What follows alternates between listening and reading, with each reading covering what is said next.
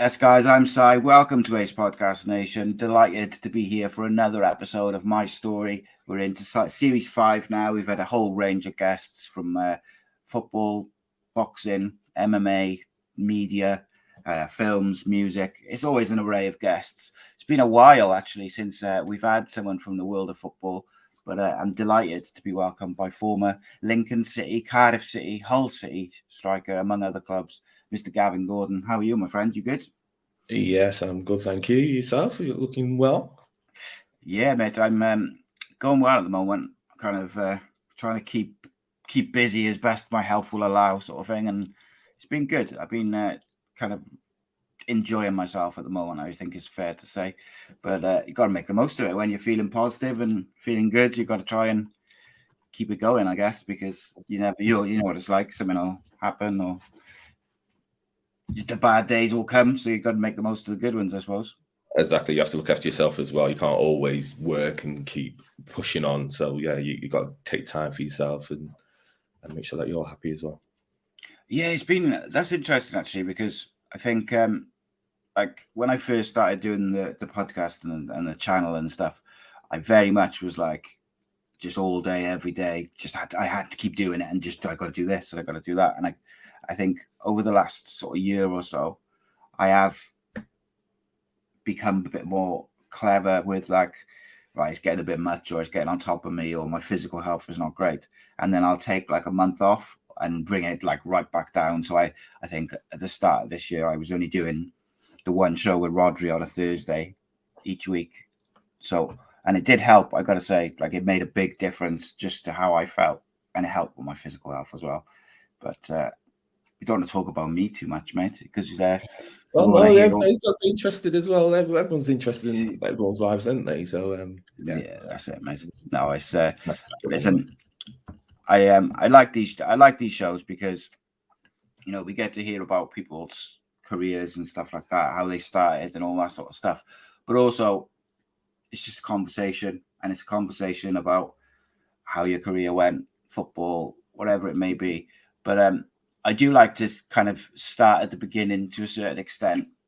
We will jump around a bit as we go along, but to sort of start us off, tell us a bit about your upbringing and what Gavin Gordon was like as a wee man. Wow. I started off at in Old Trafford, Manchester, actually. So yeah, that's where I was born, in Manchester, and then we moved to. I was in my side first, and then we moved to Old Trafford.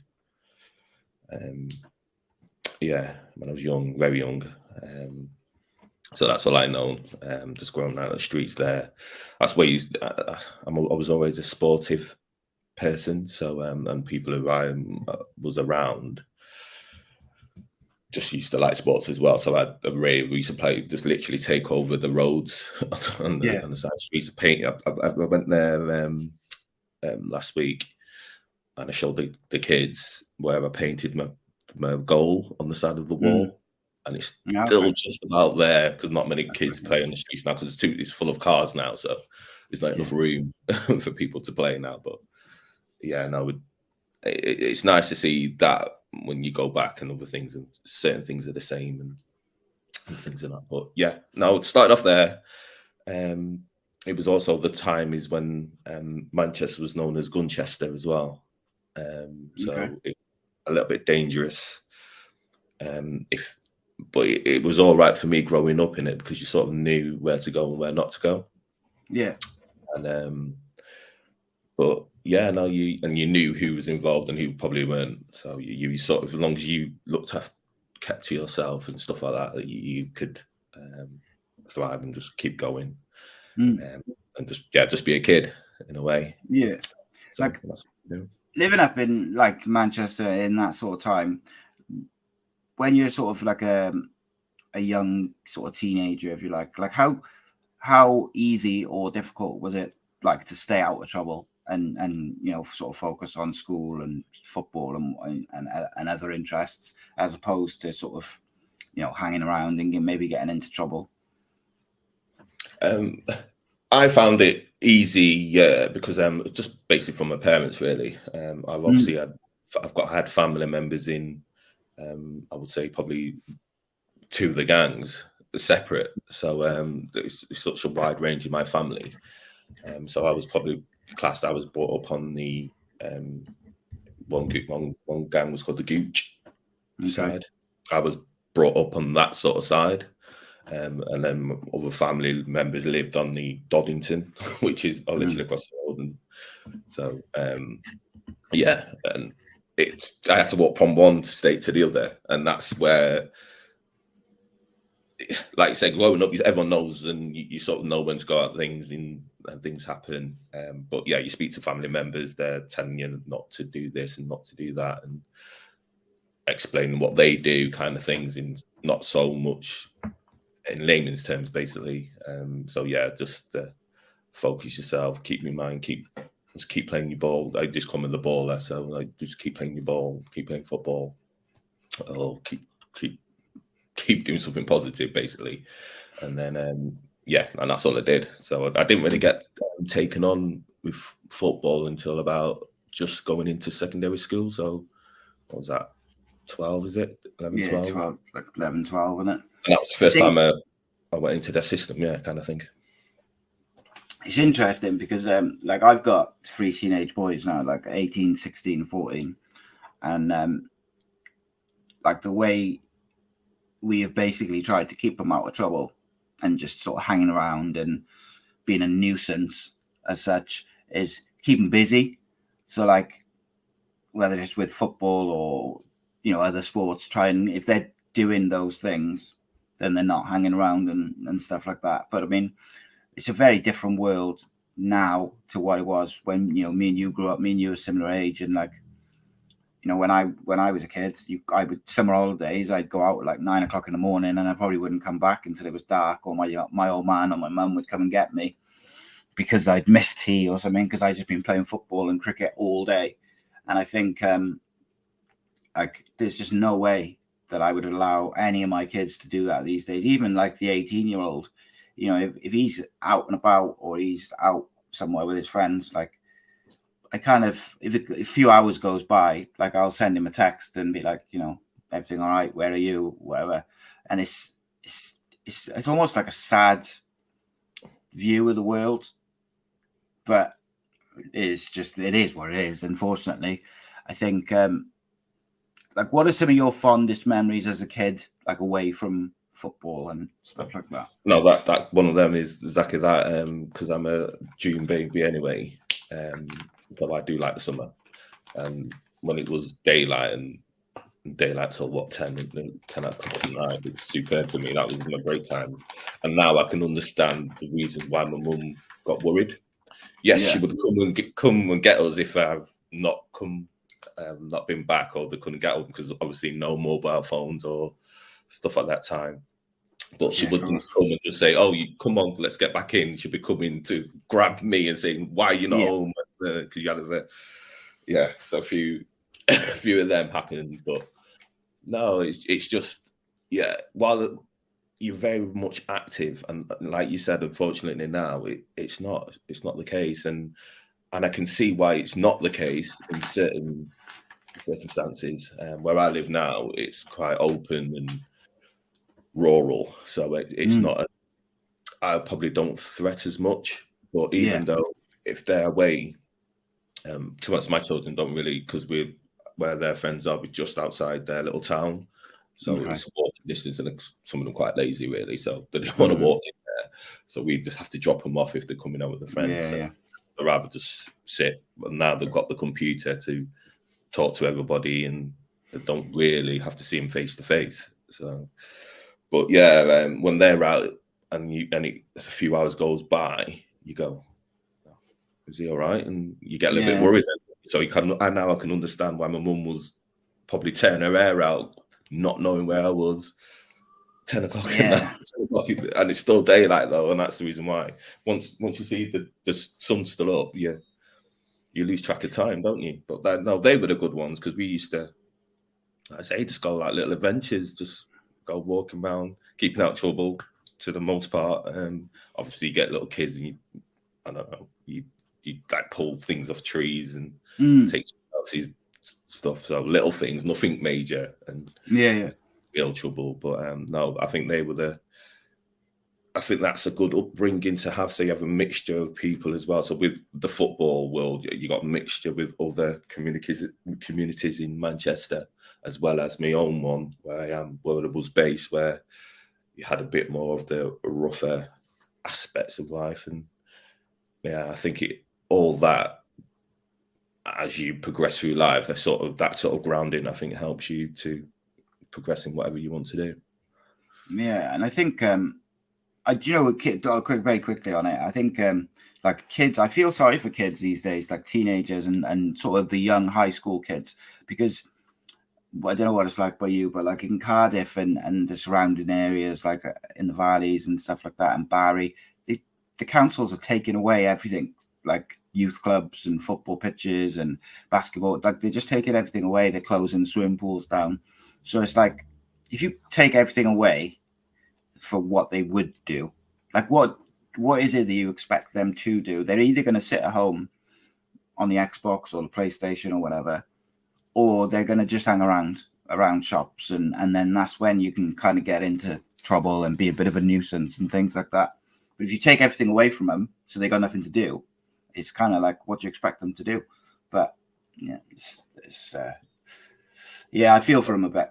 Yeah, no, it's pretty much exactly around here as well, like that. Yeah, that's why it's sort of sad when they're on. Well, my son's 20 now, so he's not too bad. The daughter's just turned 16, which she's doing she's just done her GCSEs. Yeah, so yeah, we're just waiting on the results of that one. Hopefully, she's done well, but we'll see. So yeah, they're at that sort of age where, yeah, I don't really worry for them anymore. Yeah. Like I said, they never really went out too much. They only just literally, we got like a bit of an open bit here where they could play, but there's nothing other than that. There was nothing really to go to. So the ones who are in the town itself were just hanging around the park or something like that, because there was nothing else to do. Yeah. So, but that's difficult. It's difficult then. Because they say, yeah, everything's on social media and everything. Yes, we're on social media talking now, but everything is there. Everything there. The whole upbringing is sort of shown. Look, if you want money, this is what you need to do. You need to look like this. You need to look like that. You need to do this. And as long as I keep drumming into them, you be your individual. You just be you. You be an individual. Don't follow. Yes, you've got all these influences and stuff like that now, and where everybody wants to go, they listen to them. But yes, as long as you take it that they're getting paid to say certain things sometimes, or they're doing stuff for money, you just do you find your own path. You do something what you want to enjoy. You've got the options, take them. And that's what I just try to hit home with them, and it seems to be working so far, but we'll see what paths they take. Yeah, it is interesting. Like I say similar things to my boys, and I'm like, I quite often will say to them, like, you know, if you're with your group of friends or you're with some people and they're doing something that you don't want to do or you don't agree with or that you shouldn't be doing, you've got to have the strength of character to go, oh, I'll see you tomorrow. And then if they doing something they shouldn't be, and then you say, oh, I'm going to go home or whatever, and then the next day they're not your friend or they're not speaking to you, then they probably weren't good friends anyway. You know, if their friendship is conditional on you kind of doing what they're doing. And ironically, probably for the first time really, on Friday just gone, my middle son, who's just finished his GCSEs, it was the last day of school, so he went into town in Cardiff and they went bowling and had some food in Nando's, and then they came back to sort of our area, and then his friends and that, they were all going to go and meet up with all the other kids from the rest of the year, and they were going to have a few drinks. And he came home because he's got a plan of what he wants to do, and part of that involves going to the army and stuff. He's very focused on that, and he decided that no, I'm not going to just go and I don't want to go and drink. He's not really interested in it. He doesn't like the feeling of or the thought of being out of control. And I was like, good for you, mate, because it would literally his whole year pretty much was going and meeting up. And I thought, it takes quite a lot of maturity and a bit of strength to go, no, not really up for that. It's easy to kind of just go with the flow in it and follow your friends and whatever. So yeah, no, I think that's very fingers good, crossed it's working. But yeah, it seems to be anyway. It sounds like it is. Yeah. But yeah, my youngest one, I think it's because he's the youngest. He's the one that I worry about the most. Yeah. But he's also very good at football, so it's like trying to keep him on that path now. He's had a girlfriend for about a year, and from my own personal experience, when I was about his age, 14, 15, was when I was sort of in the academies and doing quite well, and then I discovered girls and smoking and drinking and things like that, and I kind of went off the path for various reasons. And I look back now and I think, oh, what an opportunity which I had that I missed. And because I had got so far, I at least had a chance to go and try to do something. So I'm trying to keep him focused on his targets as well. But, kids don't always want to listen to their parents, do they? Well, they're going to have to make their own decisions as well at some point. But they can now, whereas where we were growing up, you don't think you could see what the future sort of held, but with some of these now, you can see some of them, and you can relate to and go, look, well, he's done that and they've done this, well, maybe I can do a little bit of that. And I think it's more, if he definitely wants to do football, he'll do it. If he doesn't, then you sort of know, and you know how football is. Football is very much an opinionated thing where some coach might like you, another one won't. Yeah, and that's all it boils down to. At the end of the day, if someone likes you, you can move, and if someone doesn't, for whatever reason, yeah, and like you see it in the Premier League now. Like you look at just using United as an example. Like you could see some of those players looked like Aaron Wan-Bissaka, for instance, looked absolutely finished at United. Looked like he was done. Looked like it was, he was probably not cut out for that level. And then he's under Ten Hag. He's got his head down and worked with the coaches, and suddenly he's first choice. Like it can change very quickly under a different manager. Obviously, you grew up in Manchester. Who did you support when you were little? Well, when I said, once I started, because when I went to secondary school, my primary teacher, I went to Trafford Boys first, so the area basically, and the coach, one of the coaches there, sent me to a local one called Stretford Victoria, and the coach for that was the Man United School of Excellence scout. Okay. So I went straight to Man United from that. Did that. Had Nobby Styles was the coach there doing that and helping out. So it's a good start there. So I'm doing that for a couple of years, and then it comes to schoolboys.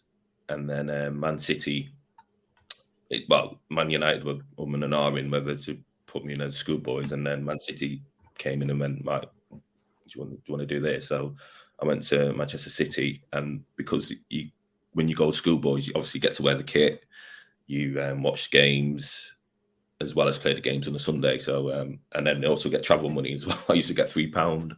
Is it £3? £3 to travel to the training and stuff like that and the games. So I used to thought I was quite rich as well going to school. So but yeah, so because I watched more of their games, I class myself more as a Man City supporter than I do United. So but football's football. I don't mind football, but if someone asked me, I would say it's Man City is my team. Interesting. Coming off a successful season as well. Yeah. But there was a bad time when I literally was playing against them in League One. So they were so to speak. They went right down, didn't they? They did a big fall from the top. So in terms of your football career, you said about 11, 12, you sort of started going into the like the academy systems and stuff. Was there any other sports which you were kind of interested in, or was it always really football? Well, we all played cricket as well on the road, literally. In the middle of the road, we have crates on either side. So we used to literally take over the road when we used to play. So I used to do that, not at a club or anything, just on the streets. Yeah. But in school, my PE teacher, the secondary school, was also a rugby league fan. And did something with rugby league, and he said he thought that I could probably do that. So by the time I was just about leaving, I weren't getting kept on at City for YT. So my sort of the teacher said, "Do you fancy doing rugby league?" I was like, "Don't know actually. I never really thought about it." And then just at the off chance, City went, "Oh, by the way, you can also we've got a trial at Hull if you want to try that. If it's such and such a day." And I went, "Well, no, we'll try the Hull trial, and then we'll see then about maybe rugby league." And then I did the trial at Hull, and then that was sort of the right people there watching, and the rest is history from that one. So. Yeah, and I think there is a bit of luck, not for you personally, I just mean generally for football, like as teenagers and kids, it's getting seen by the right person at the right time, or just that bit of luck. Because I've noticed watching my older boy in the academy system, he was at Cardiff and Taftswell and a couple of different places. Like the general standard in the academy, once you get to like 15, 16, the general standard, all the players are generally similar standards. They're all very technically good. They're all very fit. They're all strong. They can all, pass and control and do quite well. Then you'll get the odd player who's a bit more creative or flair or speedy. But the general standard, I mean, is all right. And then a lot of the time, I think, or certainly what I've noticed, is the ones that get kept on for what would have been like a YTS is like the ones who've got that mentality to do a bit extra. The extra training, the free kick practice after training, all those like extra additional things which improve them as players, they tend to be the ones who go on and excel. And then the ones who are very, very good, but they kind of do their training with the academy and then play their game on Saturday, and then that's it. They kind of will stay the same. So it's interesting. Were you one for training? Did you enjoy training, or was it like some players I know I spoke to hated training, some loved it? Where were you? I didn't mind really, but say back then it weren't so much. It was something different for me, so I just liked playing football, so I was happy to do that. I think the one game where I probably heard what you're probably saying was a Trafford game against, I can't remember who it was against, another local club, council club, and it was a final, and we had scouts and we had people taking photos and stuff like that. Or no, what was it? A tournament, 1 or 2 anyway. But I had one game where I did all right, and he took some photos, and they were going, yeah, and they go, "Oh look, you've got quite a lot of photos there," and go, "Yeah, you did all right today." And then I played another game, and then the team was bad, but only 1 or 2 people just kept running. And the rest, like me, just sulked and go, "Oh, we're going to get beat. Oh, we're rubbish." This. And not any more photos were taken. And the coach just went, "Right, the reason why you haven't got your photos like you did the last game is because you stopped.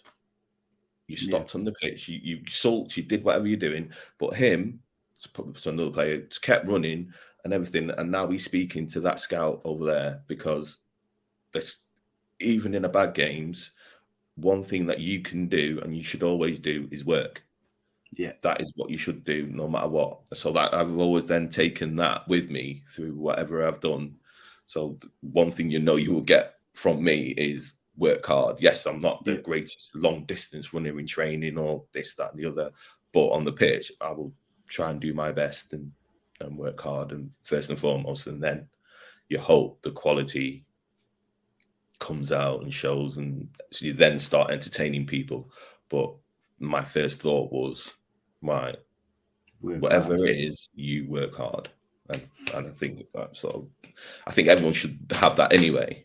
But yeah, they should. But I think also you see the new players sulk, even professionals, they sulk, and I think it's one of those things. It's a personality thing, but those players who do end up, working hard and just don't stop running, they're often, they're the fan favorites, aren't they? They're the ones who the fans sort of cling on to, or they have a bit of affinity to, because they're the ones they think, they're working for the football team, whether this win, lose, or draw. But I think massive asset which you need as a teenager. If you're trying to break into that academy system, if you get in the academy system, you're going to be technically decent anyway. So then it's about, can you separate yourself from others in terms of your ability, your work rate, your attitude, your mentality, and things like that. But it is so hard because there's so many kids who want to go on and be professional footballers, isn't it? And I think there's a lot of academies around now, and then you've got these other academies which are not directly linked. They're not football clubs; they're like centres, which promise kids trials, and they play games against some of the academies. And I do wonder sometimes with some I've come across, it does feel a bit like a money-making scheme, promising the kids the world to get, their whatever amount per month from each player. And I don't know, but unfortunately, I go on. No, there is exactly that. And that's I saw from when Kai's my son was growing up. He went into that sort of thing, but I did it with an ex-pro who's got his own academy. So I knew that the person in charge was going to show him how to play football. Yeah, so I weren't worried about anything like that. And he's one of them players. He was one of them players who was quite demanding and he was quite stern with the kids, not overly, but getting close to that mark, and where he was almost shouting at some of them and like that, just to get his point across. But you can see the passion in it and the reason why he was doing that. Other people might have thought, well, that's a bit too much, then let's drag him away. But no, I think that worked. So I know and I'm also an ambassador for Hull Beach United Academy, because they do like a BTEC, what Kais did as well. So when I was sort of talking with them when it was just about setting up, I was going, no, just make sure that they've got the education, because that's what you are. You want the education, but the coaching has to be spot on. You need to know what you're doing. You need to encourage it, and that's what they've done, and they've taken it to a whole another level now. So yeah, it's all about the work they're putting in and what facilities are around you, because there is, like you said, a lot of money making places out there where literally they will just churn up as much of the local kids, sell them a dream. In my opinion, what I've seen, sell them a dream. You've got people traveling to all over the country after school just because the son's wearing a Notts Forest kit or a Burton kit at the time, whatever it was. Why would you take somebody out of their environment where they're enjoying the football, where they're looking good? You take them to something like that, you chase them around, getting changed in the car, they're going to burn out. So you are going to get the ones. So you have some good players who just go, you know what? I don't want football anymore. I don't like it. I don't want it.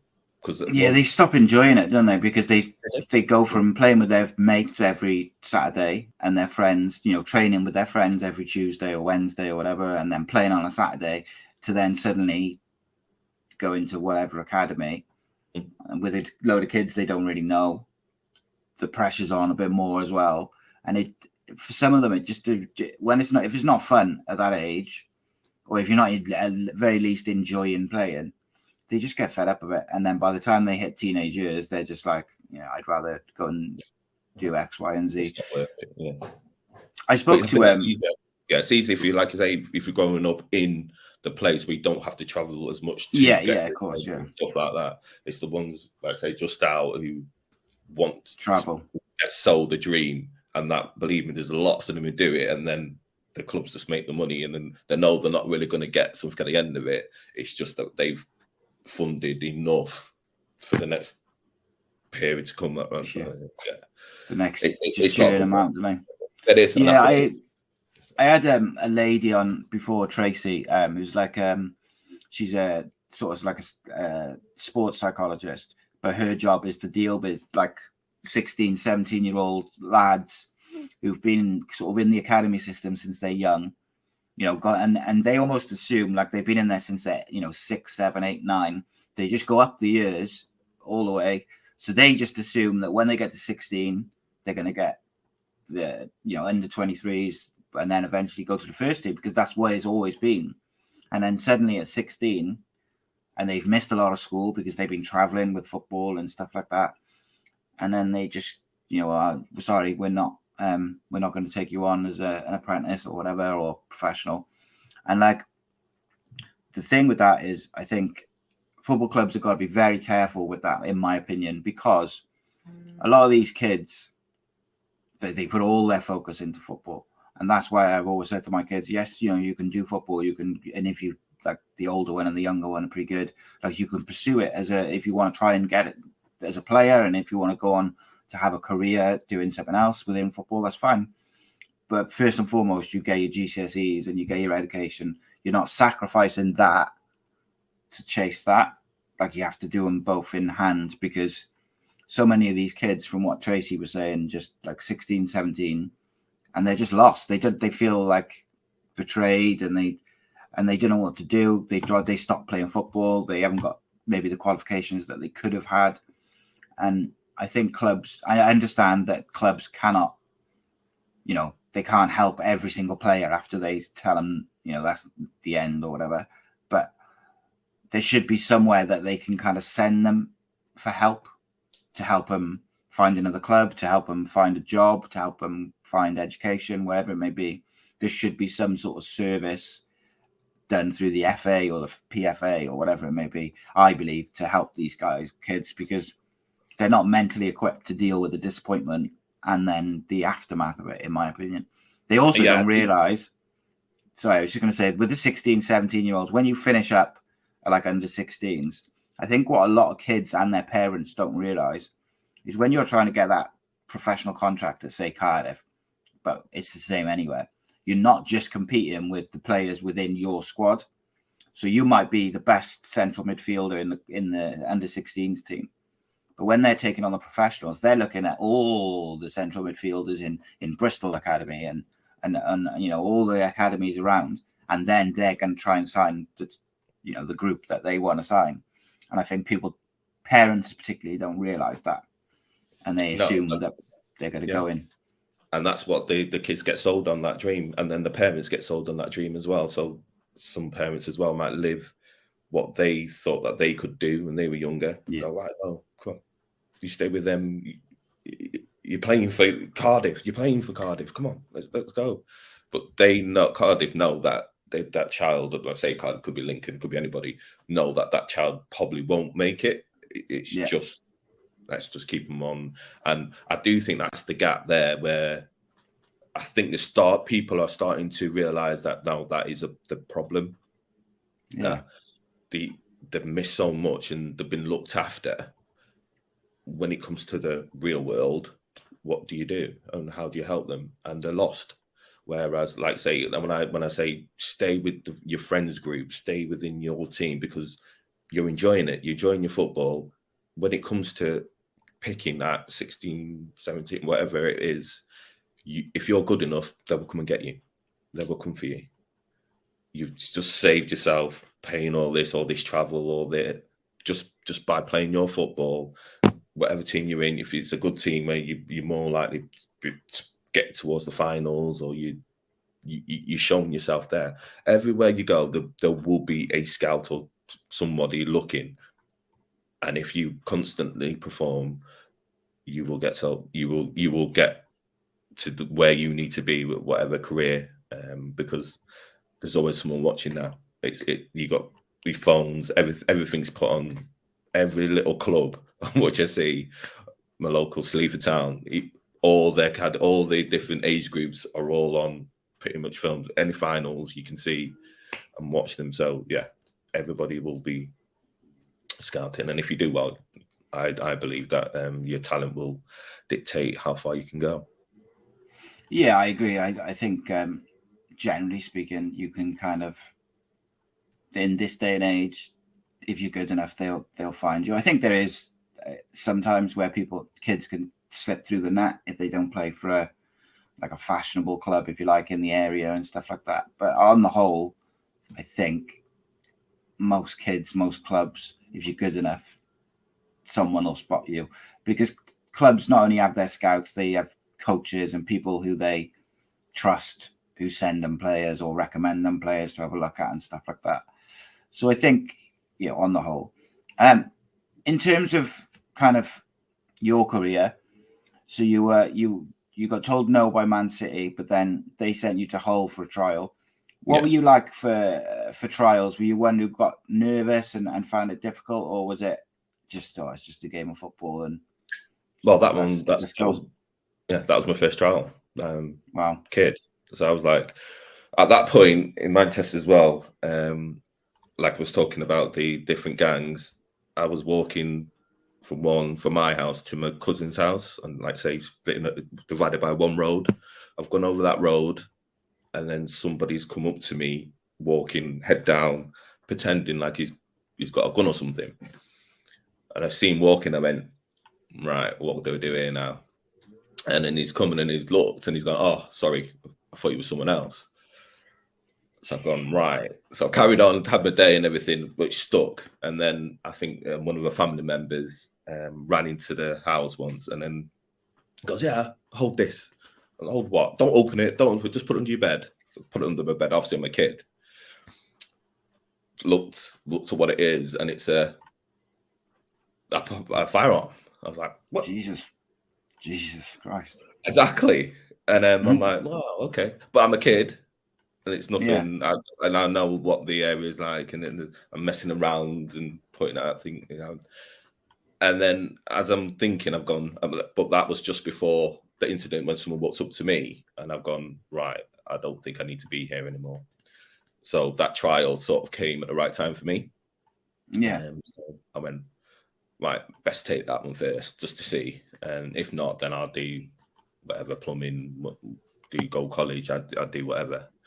So yeah, did the trial, doing it. One of my best games. It's just what the manager said, who at the time was Terry Dolan and Terry Dolan.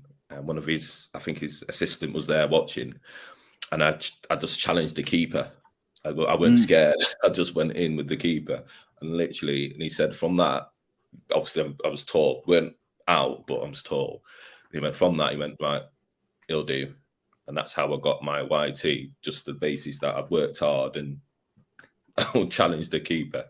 So little things like that. So you've got loads of things at home, and then you go, right, how do you make your decisions? What do you do? I'm going to do this. And I've always been very independent, that sort of household where my mum worked 2 jobs and my dad was in and out doing his thing. He's more of a DJ and stuff like that. So yeah, I was always cooking and doing stuff and ironing myself, and yeah, I was very much ready to leave and be independent by the age of 14, 15. I would. Interesting, because not all kids are ready, are they, at that sort of age to go and to leave home and to be that independent. I think that's a big step. But you sound like you were ready to, you were quite an independent sort of kid, is it? Yes, very much so. And yeah, so like I say, by the time I got to them sort of later ages of towards the end of school, you just sort of mess around with work, and you don't focus enough. And I knew I was always going to be better. I learned more coming out of the school system environment.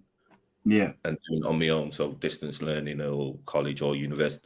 I was better in more independent learning than sitting down in a classroom and doing that. I was never good at that, to be honest. But I did enough, and then I've learned so much more since coming out of that environment to life. But I learned my life skills very early. So I knew what to do, and I knew how to act in certain places. And okay, yeah. So in terms of like that early stage of your career, you're at Hull. Did you settle in quickly to play in as a kid and in the academy system? And were you like very focused? You said you're independent, but were you very focused on like, I'm going to, get into the first team and become, a professional, and this is going to be what I'm going to do? Or were you quite laid back with it? No, I'm very much a laid back person. Me personally, I was just happy to play football. I was playing football, and someone was paying me to play football.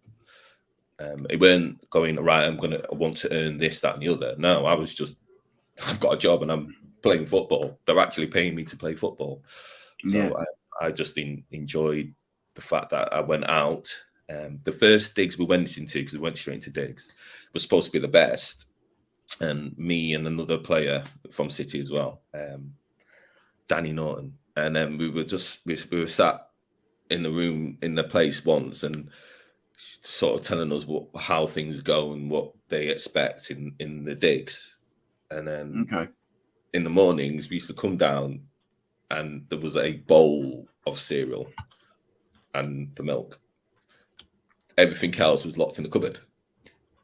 So everything was, you only had one meal. You're not allowed to go in their room because it was their room. You only could sit in the kitchen, breakfast area, or your bedrooms. It was very much they're saying, what we're coming here? I'm going to prison or something. And I weren't quite sure about what was happening here. So we mentioned it to the club and they were going, oh, that's our best digs. I went, really? Well, no, I'm not happy there. And then they moved us to somewhere else where it was actually a family whose son actually played rugby league. So they knew how football was and how kids are. And we just had we literally invited into their house. So we were part of their family. They made it. That sort of environment was a lot better for me. And then from that point on, started doing probably a lot better at the football because you were settled. And it took me, I think it took about 2 months, 3 months. I was like, no, I'm not liking this at all. What? I can't do anything in this house in the first days. So once we and as kids, we don't. Some people just accept it and not say anything and try and muddle on. But no, we straight away went, nah, I'm not happy. And the thing is, me. So I think even with that young age, like even like players now, I think you gotta be happy off the pitch as well as on the pitch. If you're not happy off the pitch, I think it means you're gonna find it difficult to settle. But I think even more so for kids that age, young kids as well. Like if you're not settled off the pitch, it's going to be very difficult to go and show an academy or a football club what you're capable of.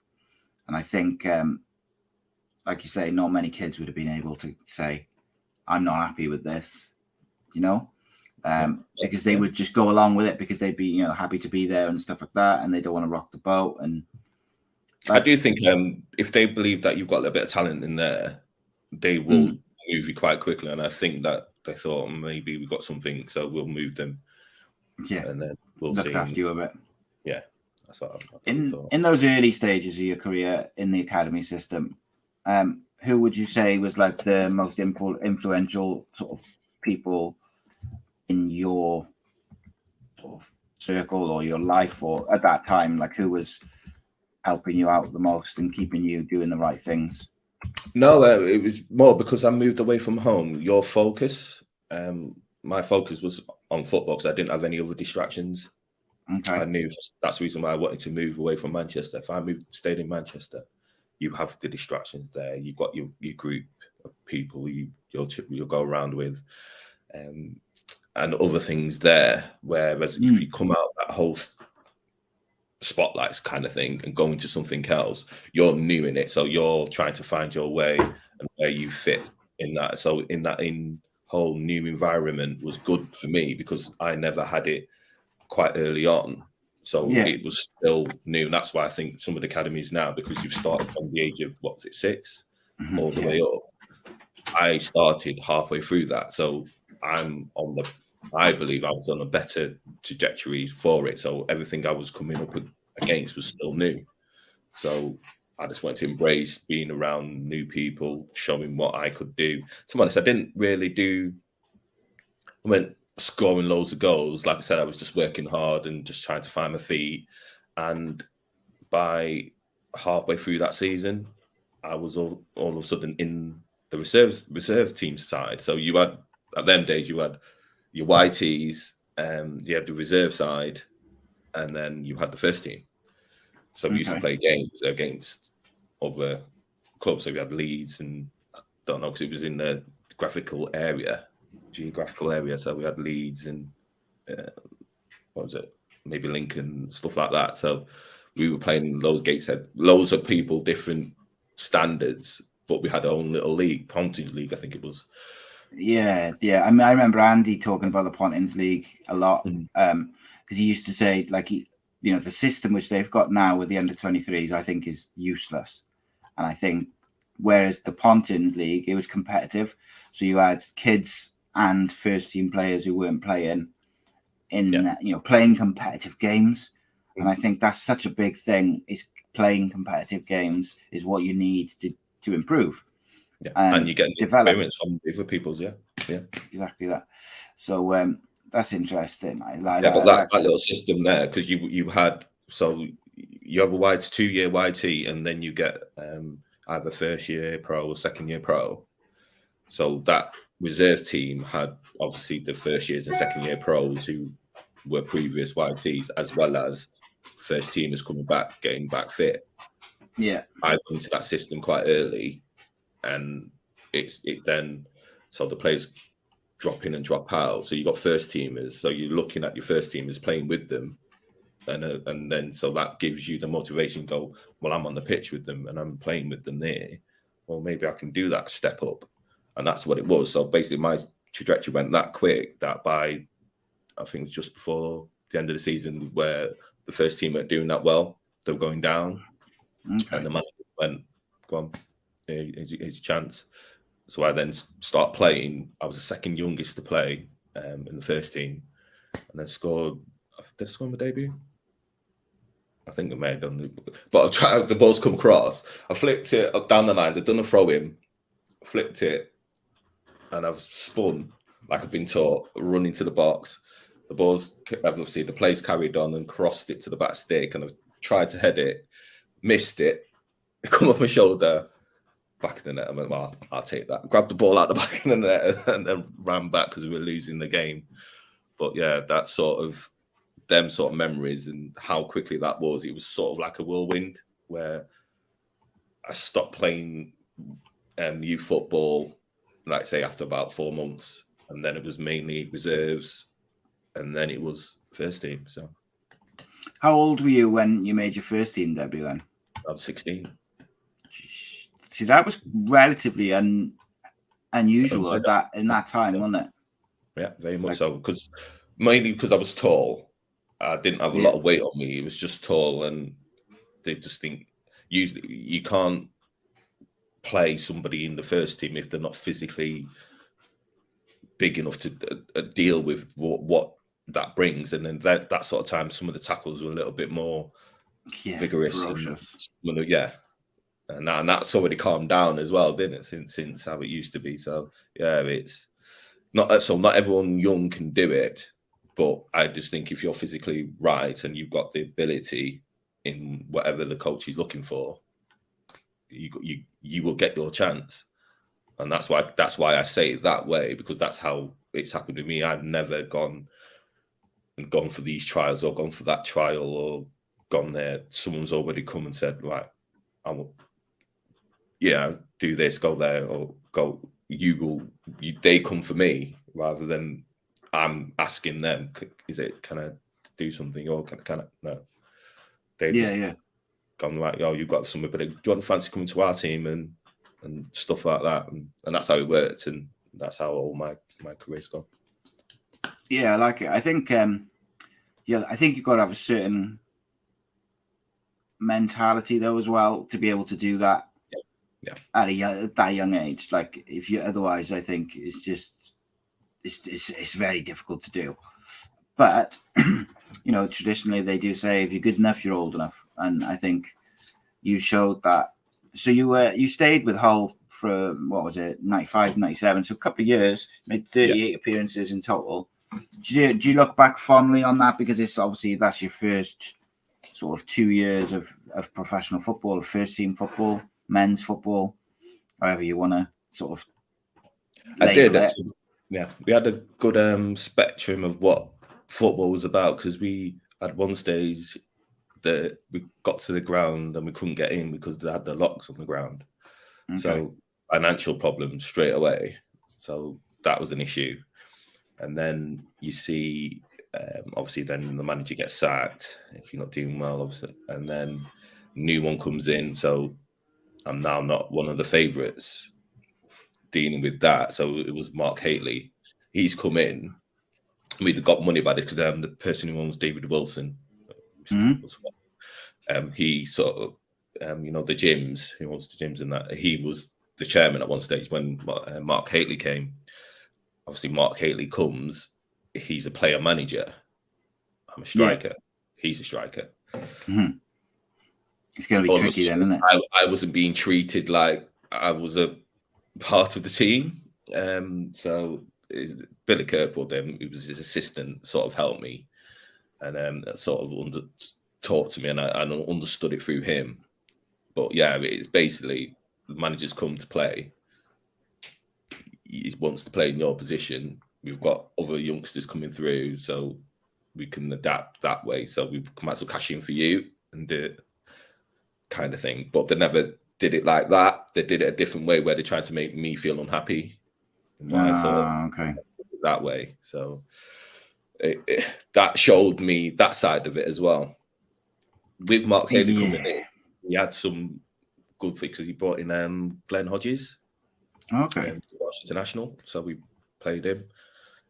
David Rocastle, who I watched all my life on TV, Arsenal. So I got to see play with a hero, and literally I got a photo someone's put on Facebook the other day, and we were at the bus. We were going to, I think it was an FA Cup game or something like that, and I'm stood next to David Rocastle, all in front of the bus, and that was part of my squad. So it's incredible, then, isn't it? Yeah, no, we had some good times, and that, I think, like I said, because I was very much mentally ready from a young age to be independent. That little step up to going in the reserves, because it gives you a little bit of that people are watching, not much, but some people are watching. So you're playing on the pitch. So then when you get to play first team games, yes, you've got the crowd, but you playing on the same familiar pitch. You already know the pitch, so you can just play your game, and the players allowed us to do it. So no, that time there, it was good grounding. It was, got to see a lot, and got to see a whole new city. Lots of things happening there. Obviously, with youth teams, and we all get up to certain things. But all in all, everything, it was a good bunch. What we had. And you got to play with somebody, a hero as well in David Rocastle. I mean, that also sounds like that was your first bit of, I don't want to say adversity, but like in terms of like when Mark Hateley's come in, you've gone from being, the striker to the manager, effectively taking your role. Like, how did you deal with that? Because that must have been relatively tricky to navigate, just simply because of, you went from being the striker, and then the manager's obviously still looking to play, which means you've got almost like a decision to make, I guess. Yeah, how you react. I weren't too bad, because during that's where my injury started as well. So that first season, it was fine. Obviously, coming in, playing, signed my pro contract the following season, and then started that season. Me and Dwayne Darby up front, so we're playing and we're fine. It looked like we getting a relationship going, and then all of a sudden, I've gone for a ball flat out, and then my hamstrings just popped. Nightmare. Injured. I've been taken back in, and this time the physio's smoking. It's one of them at times. Bucket of sponge, smoking. We go in. It's like whole changing rooms then was literally like the old saunas, the wood paneling everywhere. It looked like one of them. So we got into the physio's room. He's obviously smoking and that, and then he's looked and he went, "Yeah, I think you got a little bit of cramp." Right, okay. So I'm listening to this man at the time. So I'm like, okay. Well, you were young as well. Like, why wouldn't you listen to him, innit? So we weren't quite pulled. So I've not looked at. So he sort of rested me for a week, and then we gone out again, and then in its proper tour in training, and then so I'm out for 3 months. So that's what the first thing what's got me thinking about football and doing other things, because the contract's going to run out and I'm not playing, or so a beef of doing weights and doing all that. So I'm looking after me, trying to do it that way. And then all of a sudden the manager changes and then this happens. So yeah, it all just comes on itself basically. So yeah, this has got to be really difficult to deal with. Like, was that the first time you'd had like a proper injury, which kept you out for a length of time? Had you picked up any like sort of injuries before that? No, that's my whole career. It was only one time with a twisted ankle, but everything was stemmed from mainly hamstrings. It was either one. So it'll go from one to the other, play for a bit, and then the other one will go, and then play for a bit, the other one will go. So I think that they worked out at Cardiff that it may stem from the back. Okay, I was going to say, because I was going to ask if they ever worked out why it kept happening. So nowadays, now with that technology, if we had that back at my start, then I would have did something, then it would have improved my probably career later on. But unfortunately, that was, like I said, I started early, so I got to play more games than probably the most. So I can't really complain too much, but that was my main problem throughout my career, was them injuries. Yeah, those hamstring injuries, which just kind of almost went, like, I remember with Cardiff, you would get like a bit of momentum. Yeah.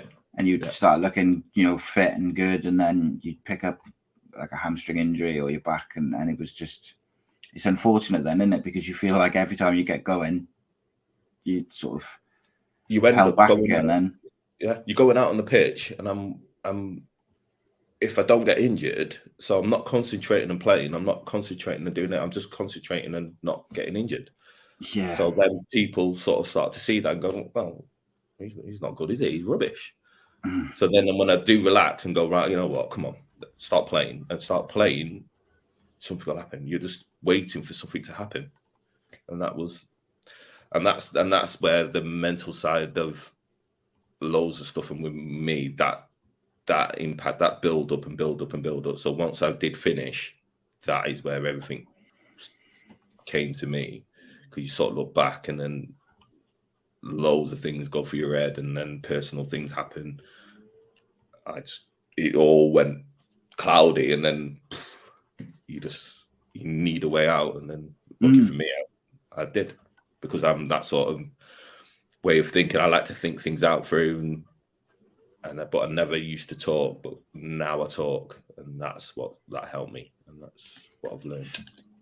What was it like? Obviously, playing football from the the mid-90s through, you finished late 2014, wasn't it? So I mean, you played through. No, I did 2006. I'm looking at you, like Histon and Sleaford and Sleaford as well. Yeah. But like, yeah. So like, in terms of, I was going to ask you, one, did you notice a difference in terms of the support which players get in the early part of your career, like from not necessarily just mental health, but like overall, like help in managing professional sport and being a professional athlete and playing competitive football and things like this with fans and all the pressures that come with football? Did you notice a difference towards the end of your career and how that sort of thing was approached from the coaches, the football clubs and stuff like that, or not? From when like I said, I finished probably league football. No, it was more. Yeah, if you wanted, or like say with Notts County, for instance, again, I got signed by one manager, he gets sacked, the other manager comes in, doesn't fancy me. That's it. And by then, I just had enough. I was going, right, I'm not just going to sit around for you to wait for the rest of this season to then sell me on. I'm going now, which I shouldn't have done. I should have had the club ready for me and everything and did it the right way. But I'm that sort of person where if I'm not happy after previous experiences, knowing how managers could be. So by the time I got to that age, I went, nah, I'm not one. I'm happy to back my talent to get somewhere, whether it's low or high, whatever. So I'll leave now, look after myself, train with somebody, and then at the beginning of the next season, do some trials somewhere or do play with someone, and then look for a new club. So I left halfway through that end of the last season with Notts County my contract, and then went to Crawley. Yeah. So I had a gap where I wasn't going to do anything, and then I went, right, I need to start training or something. So Crawley came in. So I went with Crawley, and they're travelling down there to Gatwick, sort of weren't helping the situation, obviously my back and stuff like that. I was fine and everything. It's just playing the game again, hamstring, flat out, got a shot. He pulls me into the change room. This time the physio goes, right. So I see him doing stuff. I thought I was just going to get some ice and put it on. And then he's gone and tried to massage it and pull the actual hamstring. I'll go, so I jump off the bench because I'm in pain. I go, what are you doing? And he's going, I didn't touch where I said the pain was.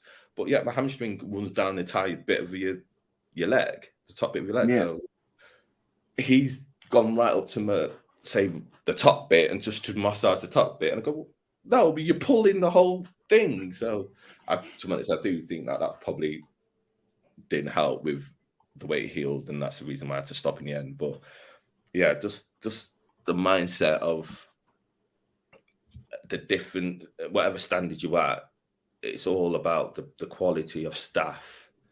What will help you will help your players. So if you've got an asset, so for instance, Cardiff now will probably have a lot better staff than what Crawley did then because they were non-league. So it's all I think it all works out depending on the rise and depending on how much the group you have is. So you invest in that group. If you've got the likes of Kavanagh and Peter Thorne and Robert Earnshaw, Danny Gabidon, you want to look after them. They're your assets. So you try and get people around them to make sure that their assets are looked after. So just as we look towards wrapping up, I want to talk to you a bit about your time at Cardiff and sort of when you did finish up. So we'll start with Cardiff. Like, when did you find out, or how did you find out that you were going to go from Lincoln, who you'd spent 3 years with, moving on to Cardiff City? Well, we played Cardiff, I think it was about 3 weeks before I found out that they were coming for me. And we played at Ninian Park, and it was a night game, and I managed to score 2 goals. And then we lost the game. Lincoln lost the game 3-2 in the end. It was quite. It was a good game. I think I only scored towards the end and got the win. So they've obviously looking for another striker. I'm not sure why, because I just looked at the squads then, and the amount of strikers they had anyway was believable. But yeah, about 3 weeks later, I've literally I was suspended, and then for 5 yellow cards. So I thought they were calling me in. Lincoln were calling me in to do some extra running or to do some extra work. So I've got, for God's sake, I just need a rest because we've been playing games non-stop. And so I've come in, and they just sent me upstairs, and it was a new chairman bit because Lincoln was struggling financially, and then they basically just said Cardiff are coming with an offer, and then do you want to? Well, we don't want to sell you, but you're going. So we need the money. Okay. So you didn't have a choice. Yeah. Well, I could have once I talked, but yeah, since got to Cardiff, you speak with Sam Haman and a few of the fans and the rest of the people at the club. Then Alan Cork, yes, it was probably a no-brainer, really. Yeah, I mean, were you excited by the prospect of coming down to Wales to play football and stuff like that? I was a little bit worried because not too long ago I played in Swansea, and that's the only time in football where I got a little bit of racism. So no. I've just gone, right. So it was only a little kid in front of his dad. He's just gone, because it's down a bit in the old stadium. Vetch, yeah. You have to vetch. And then the kid's doing a monkey gesture to me, and his parents are laughing. So what would that have been? Like 2000, like 99, 2000, something like that? 2000, yeah. Fucking hell. I know. But that was the only time out of all. And so the kid was with his parents? Yeah, so literally was doing. So the parents had stood behind him. He stood in front, and I've just looked. I don't know what I've done. I've gone to the ball or just looked, and he's just doing that, going, "You monkey," and they're just laughing. Jesus, I just like shake your head. Yeah, Jesus Christ, shocking that is, you know, like that a parent and I just don't understand the mentality, mate. But that's the mentality when you go into the pitch. They believe when we go to a ground, once you paid your money to watch, sometimes some people think that they got the right to say anything they want and do things and get caught up in it. Once you leave the pitch and once you leave the stadium, it's sort of all forgotten about. But anything goes inside, and then once you come out, some people shocking, mate. Really, that's kind of shocked me, that is. But you know, I know.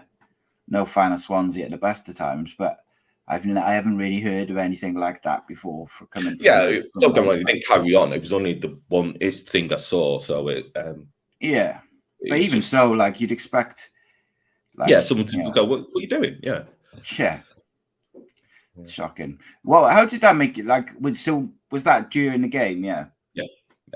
And were you able to sort of, you know, switch off from it once it had happened, or was it something which, like, was it playing on your mind in the minutes afterwards? No, obviously he stayed there, but no, I just played on. But with that, it was one of them games where it was a sort of end of quite a busy period, and it was a night game as well. And I was, to be honest, it was one of them where you weren't playing your best, and so I just sort of tried to just get through the game. I think we drew the game or something like that. And then, in the changing room, just gone, little kid, just did the monkey sign to me. And the rest of them just went, no. So it weren't nothing highlighted or anything like that. Even it didn't make me perform any worse or anything. But things like that just makes me determined to play better and just to show people like that. So. Yeah, but even so, like, you'd think that, you know, if you go into the changing room and you can, you know, you highlight that there would be something, you know, like something done about it. And I know there would be now, but it's not that long ago, really. No. And it's a bit. Yeah, I think it was more the mindset where I didn't think that anything would probably come. Yeah. I didn't think there weren't a automatic thought to say, ref, do this. It was just one of them things. That's how we saw it then. Now it's starting to change, which is good. So at least straight away, a player now will go, ref. He's just done. Yeah, of course. But it infuriates me, mate, I've got to say. What about like with your time at Cardiff? Did you enjoy it? Was it frustrating? Like, because you did have a few injuries and stuff like that. How do you look back on that time? Yeah, I said, just did a quick little research, and looking at the squads, some of the players that were there, and was frightening. And yeah, and I enjoyed it. I saw it as a mini London because it's the capital of Wales, isn't it? So I embraced everything around it, and all that time it was good. The people made me feel welcome. Everything, the area. I didn't have a bad thing to say about Cardiff. It's just frustrating that I couldn't show everything I wanted to. I had glimpses. You had the 5 goals, and I seemed to do well in training, look well in training, and then when it comes to the games, worried about getting an injury. So it didn't show as much in the games than what I was in the training and stuff like that. So that's the frustrating bit of it, and that's the thing. If I had the time again, I would probably dedicate a lot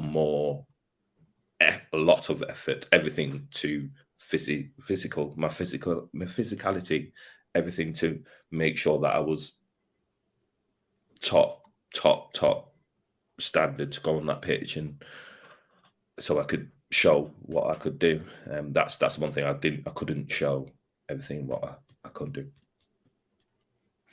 Good stuff. Couple of quick questions, mate. Who's your favourite manager that you played under in your career?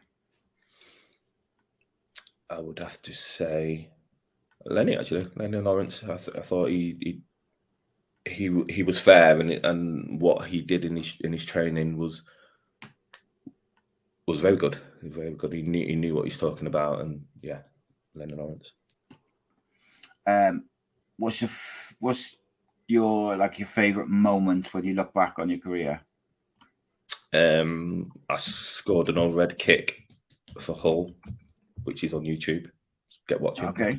For the Tigers. Yeah, so that was good at the time.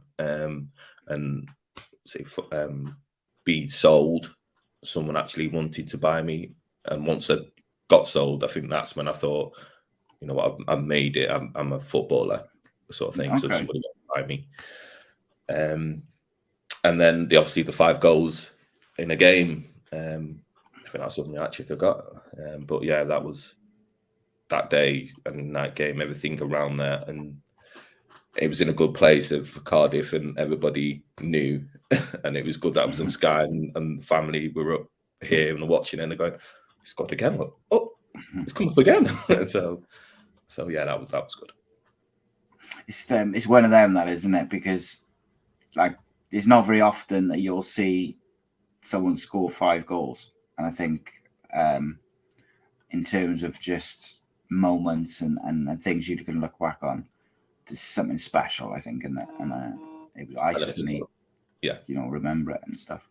When it's just running out, the signatures are just fading, unfortunately, but yeah, I've still got the ball. Yeah, so. Excellent stuff. When you finished your career, Gav,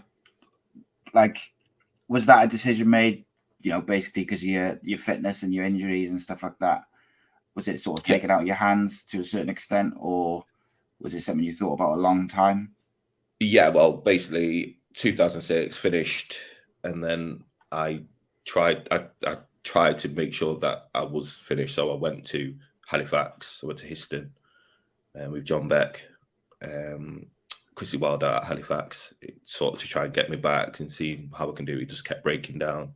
So I did try, and I wanted to, if it was going to be it, because nobody finishes for a hamstring, you know what I mean? Nobody. Yeah. But there's lots of things behind it. So, but yeah, it just, everything kept breaking down. So I just say I had a knee problem, because it was the back of the knee, where it attached. So it was my knee. But yeah, I did try. When it was time, at that time as well, my daughter was just born, so I had a year with her. Okay. So I was a dad, basically, just a home parent, doing all this, and then the credit crunch hit. It was time. It was time to get a job. I did have savings. I did plan well. I'm not totally out of there. So I had my savings. They were getting low. Credit crunch hit. Time to work, and that's it. The Royal Mail found me. If you could change one thing about your career, what would you change, do you reckon?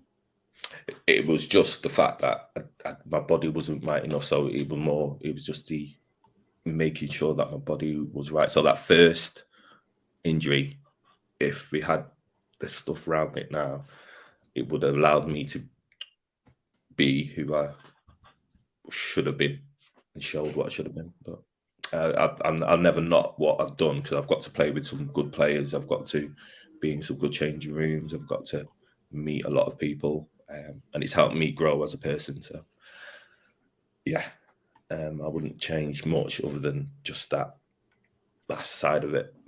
Yeah, not quite being able to show what you were capable of. Then people can have their opinion, say, look, if I was fully fit and everything, yes, he was good or he was bad, whichever. But on what everyone saw wasn't probably everything what I could have had because of little knocks and injuries. And like you said, every time you get to a bit of start, looks like you're going to have a run, it'll break down. And that's the only one thing I look back at my career, and that's the one frustrating aspect of it all. But other than that, I enjoyed everything. People have met. It's been good. Good shout, mate. Gav, I could literally I could sit here and talk to you for another hour, mate. Obviously, as I've said to you a few times before, when you're in Cardiff, or the next time you're in Cardiff, we'll meet up and we'll get you in the studio as well, and we'll have a good chat, and we'll continue this, really, mate. But I really appreciate you joining me, mate. Really appreciate you being so candid about everything, and it's been a pleasure, mate. I gotta say. No, it's been a shock. I didn't know the time was gone that quickly. Actually, it went really quick, didn't it? So yeah, I had plenty more to say, but I don't know. That's counselling. I know. And I do like it. I've watched some of your programs and everything, so I do try and catch up with you and like your things and stuff. No, because you're doing some good work there. So I was happy for the invite. So thank you for that. I appreciate it, mate. I appreciate that, and I think look, like I said, there was still lots more which we could discuss and stuff. So maybe we'll do it part 2 in the future. And yeah, why not? Why not? Like I said, I have to come down there for it as well. Yeah, man. Thank you ever so much, mate. I appreciate you, guys. Gavin Gordon.